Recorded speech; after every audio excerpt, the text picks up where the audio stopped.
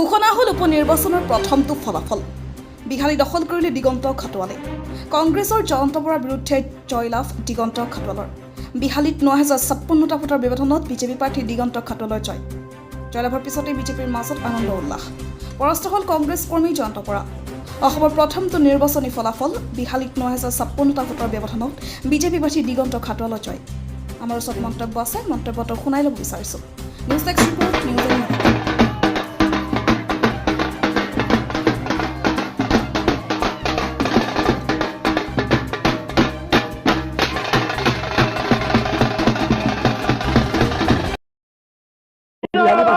ধন্যবাদ কৃতজ্ঞতা জনাইছো।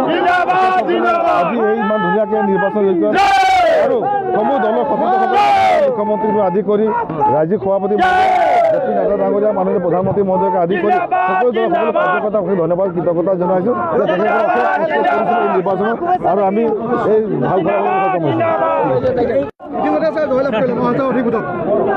আমি বিহালী সমষ্টিৰ ৰাইজক বিহালী সমষ্টিৰ ভোটাৰক মই আন্তৰিক শ্ৰদ্ধা কৃতজ্ঞতা ধন্যবাদ জ্ঞাপন কৰিছোঁ।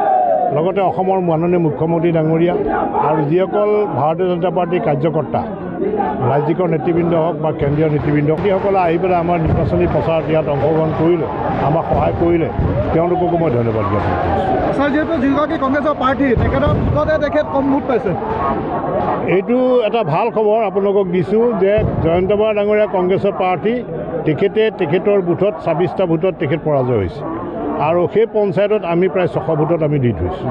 গতিকে এইটো আমাৰ কাৰণে এটা ভাল কথা। Thank U.